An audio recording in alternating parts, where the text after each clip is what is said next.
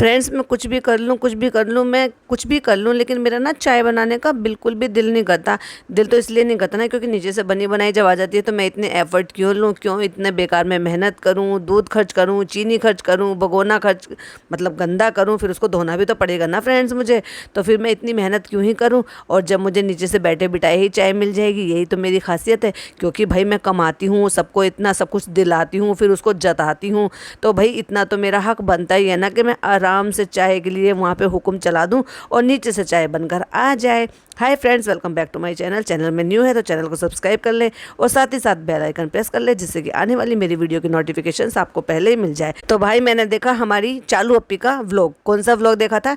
जिसमें चालू अप्पी जो है अपना साफ सफाई कर रही है। और भाई अब तो इन्होंने अपनी भाभी की तरह से लेजीनेस से काम किया है ना इस व्लॉग में, जिसमें लास्ट में हाँ वही व्लॉग जिसमें लास्ट में हमारे फनी भाई ये भी कहते हुए नजर आए थे कि हमने जल्दी जल्दी में बनाया था, बहुत ज़्यादा नहीं करा था, क्योंकि हम मौदाहा जा रहे हैं, अब ये हो रहा है वो हो रहा है। बहुत सारे एक्सक्यूजेज भी दे रहे थे, क्योंकि उनको भी पता है कि इसमें कोई बहुत ज़्यादा कंटेंट नहीं है। लेकिन अब क्या है भाई, इनके तो ब्लाइंड फॉलोवर्स हैं, ये कुछ भी डालें कुछ भी ना डालें, कुछ शूट करें ढंग का ना शूट करें, कुछ अच्छा कंटेंट हो या ना हो, जैसे इनकी भाई भाभी करते आ रहे हैं। अगर एक आध बार अगर हमारी चालू अप्पी भी कर देंगे तो क्या ही फ़र्क पड़ जाएगा ना फ्रेंड्स।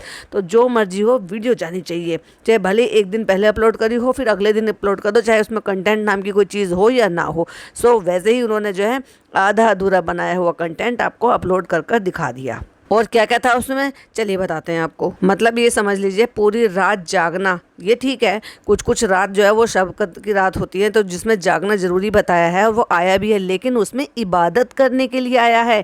ये नहीं आया है कि आपकी जो कामचोरी है कि आप दिन में जब आपको जो है पूरे दिन सोना है, वो 4 घंटे का 2 घंटे का आपको रोज़ा बर्दाश्त करना है, फिर आपको रोज़ा खुल जाना है, तो आपको उठना ही 2-2:30 बजे है, अपना नहा धो के फिर आपको नमाज़ पढ़ना है, उतने आप इफ्तियारी की तैयारी करनी है और उतने में इफ्तियारी हो जानी है, तो बस हो गया ख़त्म रोज़ा। रोज़े का मतलब होता है कि आपको रोज़ा रखना है और सुबह उठकर ही उसको पूरे दिन उसको सहना है, उसको बर्दाश्त करना है। इस बर्दाश्त की जो क्षमता होती है ना, उसमें जो आपका पेशेंस लेवल होता है, वो जो टेस्ट होता है पेशेंस लेवल में, जब आप उसमें पास हो जाते हैं और आपको जो एहसास उस चीज़ का जो होता है ना, वो होता है रोज़े का मतलब। ये नहीं होता है कि बस सोते रहो और आपका रोज़ा जो है कंप्लीट हो गया, इसको तो हम रोज़ा भी नहीं कहेंगे। और दिन रात भर जागे रहो, भाई रात भर में तो आप खा भी सकते हो, जो भी मनाया पी भी सकते हो, तो उसमें रोज़े का एहसास ही नहीं। फिर जितना मर्जी जाकर काम कर लो। तो मैडम ने ये चुन लिया है कि दिन भर में तो वो सोएंगी और रात भर में वो जागेंगी और थोड़ी सी उसमें नमाज में इबादत कर लेंगी। यानी कि अगर मुझे नहीं लगता ये तहज्जुद पढ़ती होंगी, जिनको नहीं पता तो मैं बताती हूँ, रात का एक पहर का ऐसा वक्त होता है, यानी कि जो हमारी फ़ज्र की अजान होती है, यानी कि रोज़ा बंद होने से पहले का जो फ़र्ज़ होता है, यानी कि आप 1 बजे रात को 1 बजे से लेकर और 3 बजे तक बड़े आराम से आप उस टाइम पर 4 रकात से लेकर 12 रकात तक, 20 रकात तक, जितने आप में ताकत है आप पढ़ सकते हैं, उतनी नफिल आप अगर पढ़ लें अल्लाह के नाम पे, तो वो जो है आपकी नफिल नमाज हो जाती है। और वो जो नफिल नमाज होती है उसको तहज्जुद कहते हैं। तहज्जुद की नमाज के इतने फ़ायदे बताए हैं कि आप अगर किसी स्पेशल मकसद के लिए अगर आप उसको पढ़ते हैं ना, तो अल्लाह ताला उसको ज़रूर कबूल फरमाता है। क्योंकि उस पहर में ये कहते हैं 7वें आसमान पर जो है ना हमारी दुआएं जल्दी कबूल हो जाती हैं, यानी कि बस ये कह लीजिए कि वो फास्ट फॉरवर्ड हो जाती हैं, आपकी दुआएं जो है ना ऊपर वाले तक जल्दी पहुंच जाती हैं। तो मेरा कहने का मतलब ये है कि तहज्जुद की नमाज़ इतनी अच्छी है, लेकिन इन्होंने एक में भी जिक्र करके ये नहीं बताया कि तहज्जुद की नमाज़ हम पढ़ रहे हैं। हाँ, रात की नमाज़ का ज़रूर बताती है कि नमाज़ पढ़ ली है, कुरान पढ़ रहे हैं, कुरान भी किस में पढ़ रहे हैं, अलग अलग सिपारे में। और लेकिन उसके अलावा फिर अब जो सहरी का टाइम होता है, सहरी के टाइम से पहले पहले जो भी इनके पास टाइम है, यानी कि आप ये लगा लीजिए अगर नमाज़ पढ़कर कुरान पढ़कर 10-11 बजे तक ये फ्री हो गए, और उसके बाद का अगला टाइम जो होता है वो होता है 4 बजे का टाइम आपका सहरी तैयार करने का। उस बीच में ये घर के ये वाले काम निपटाते हैं या फिर व्लॉग देखते हैं, जैसे कि ये खुद बता रही थी। अब लोग कहेंगे उनकी अपनी लाइफ, तुम्हें क्या मतलब? भाई हमें मतलब नहीं है, लेकिन जब गलत सलत चीज़ें दिखाते हैं ना, उससे बहुत ज़्यादा मतलब है। क्योंकि जो बहुत सारे नॉन मुस्लिम लोग हैं तो उनको यही लगता है कि रोज़े का मीनिंग यही होता है कि रात भर जागो, जो मर्जी है वो खाओ पियो, जो काम निपटाने हैं वो रात में निपटाओ और दिन में आधे दिन से ज़्यादा सो जाओ, फिर उठो और नमाज़ पढ़ो और उसके बाद जो है वापस से अपना फिर सहरी इफ्तियारी तैयार करो और इफ्तियारी में और वापस से फिर अपना खाओ पियो, मस्त करो और उसके बाद फिर घूमने चले जाओ, फिर उसके बाद फिर रात भर जागो। यही जो रूटीन है वो रिपीट होता रहता है, और यही रोज़े का मतलब है। रोज़े का एक्चुअल मतलब और सही मतलब ये लोग बताते ही नहीं है, तो मुझे उस चीज़ से प्रॉब्लम है। अल्लाह ताला ने ये सो कॉल्ड कहते रहते हैं ना, नवाजा है, तो चलिए मैं कह रही हूँ कि इनको बहुत सारी चीज़ों से नवाजा है, इस चीज़ से भी तो नवाजा है कि इनको इतना बड़ा प्लेटफॉर्म दिया है, तीनों लोगों को, एक ही घर से 3 लोग हैं जिनको इतना बड़ा प्लेटफॉर्म दिया है। तो क्या उस प्लेटफॉर्म के ज़रिए ये बहुत सारी चीज़ें जो है स्प्रेड नहीं कर सकते हैं क्या? जो नॉन मुस्लिम इनके फॉलोवर्स हैं, क्या उन तक इस्लाम की अच्छी बातें ये स्प्रेड नहीं कर सकते? उनको नहीं फैला सकते? उनको नहीं बता सकते? उनको इस्लाम का असली मतलब नहीं समझा सकते हैं? क्या रमज़ान में, मतलब अब तो सभी लोग कहने लगे भाई, 90% लोग ये जान गए हैं कि जो रमज़ान का महीना आता है ना, ये इनका कमाने का महीना आता है, या इनके कंटेंट का महीना आता है, यानी कि पैसा भुनाने का महीना आता है। इबादत का महीना थोड़ी ना आता है।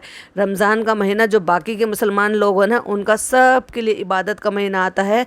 और ये कहते हैं ना कि बख्शीश का महीना आता है कि जितना हो सके अल्लाह से तौबा करे, जितना हो सके अल्लाह से माफ़ी मांगे, अपने गुनाहों की तौबा करे और अल्लाह के करीब जाने का जो मौका होता है। लेकिन इनका क्या होता है? पैसा छापना, पैसा छापना, पैसा छापना। देखो, अगर आप ये एवरेज लगा कर निकालेंगे ना कि इस महीने में एक बंदे के कितने व्लॉग आए हैं पूरे महीने में, ईद तक के, ईद से बासीद यानी कि ईद के तीसरे दिन तक इनके व्लॉग कितने आएंगे, और फिर अगले एक महीने का लगा कर देखना उस अगले महीने में इनके कितने आएंगे।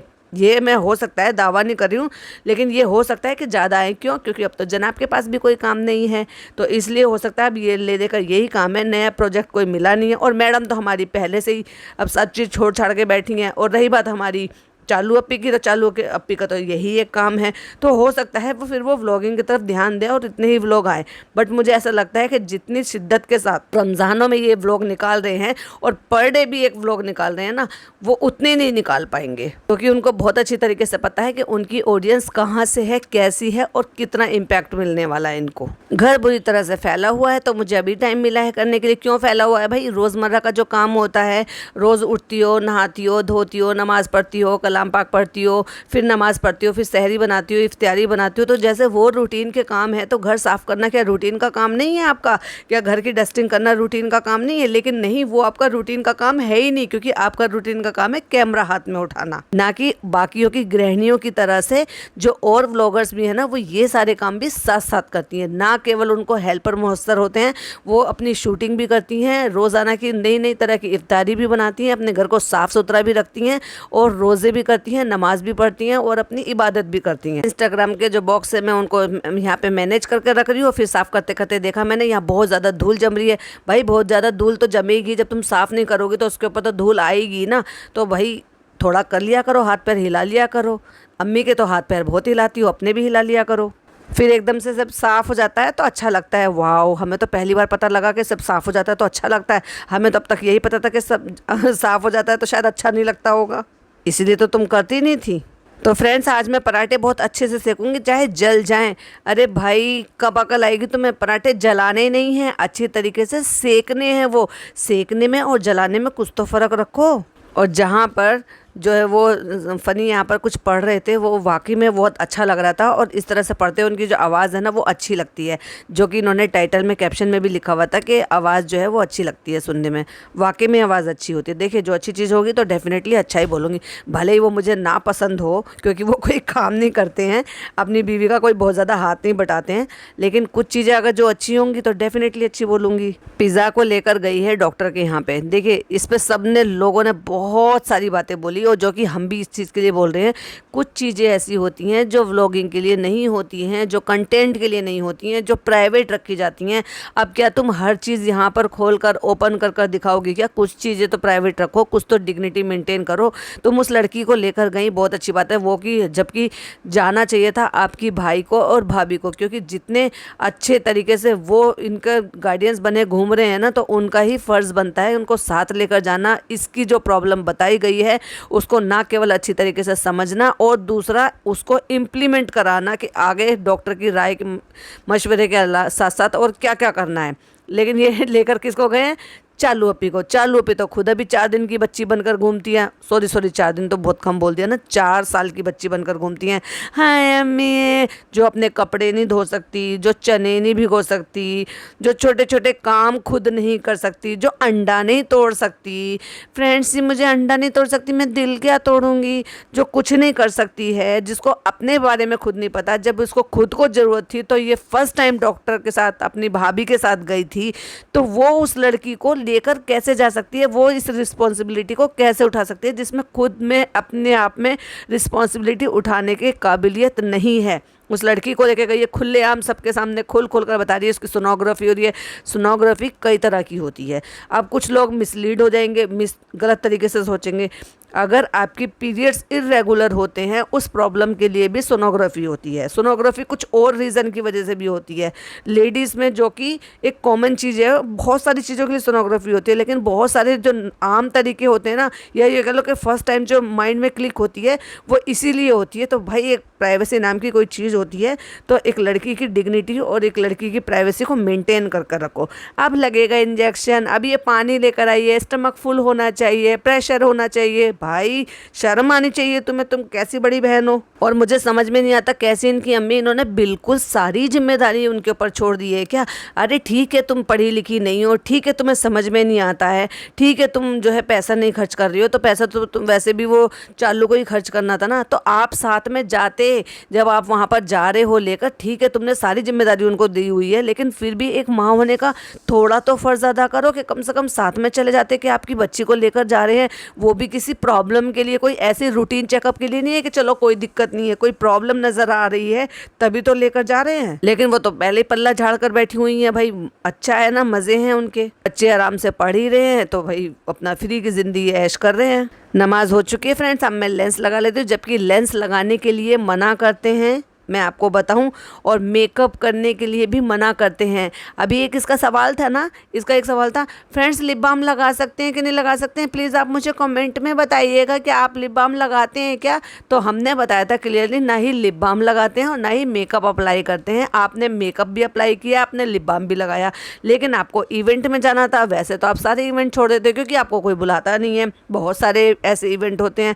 तो आपको रमज़ानों में जाना ज़रूरत है। अगर रमज़ानों में किसी की शादी होती तो आप वहाँ पे कुछ भी करने के लिए, मतलब वॉट एवर, जो भी कोई ऐसा था कि जो रमज़ान के अपोजिट होता, आप वो भी कर लेते भाई। पैसों के लिए आप सब कुछ कर सकते हो। तो दुनिया भर का मेकअप थुपवा के, वॉल पुट्टी लगवा के, और नाक तो भाई ऐसे कर देते हैं, सचमुच में इतना अजीब कर देती है वो मेकअप में। नाक के बिल्कुल नाक अजीब लगती है, वो लगता ही नहीं है कि ये डब्बा की नाक है, ऐसा लगता है अलग से प्लास्टिक की नाक लगा दी है, कोई पतली सी चौचीली सी नाक।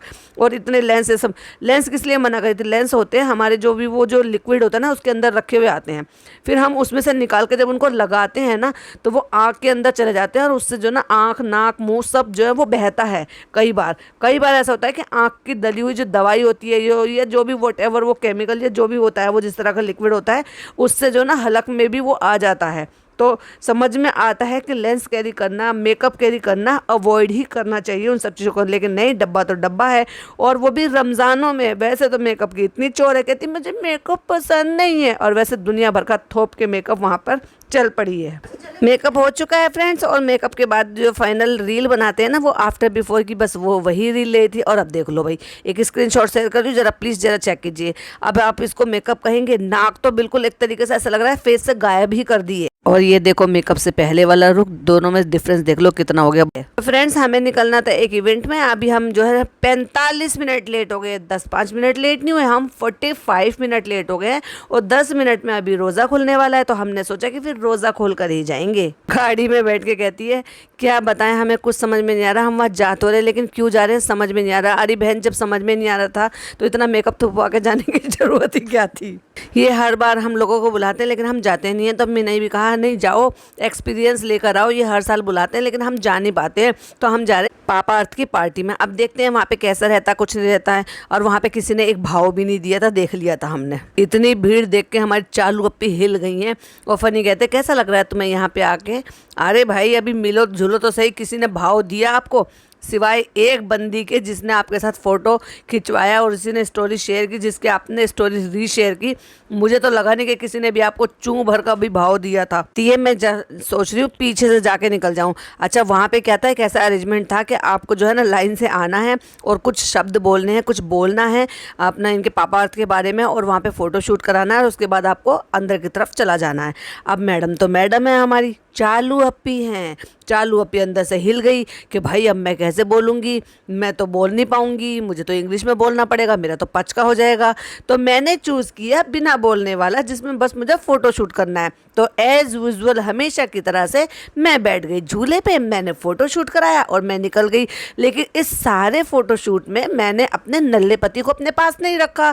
क्यों नहीं रखा? अगर किसी ने गलती से ये सवाल पूछ लिया कि आप क्या कर रहे हैं, आपका बिज़नेस कब होने वाला है स्टार्ट, तो हमारे पास जवाब देने के लिए कुछ है नहीं।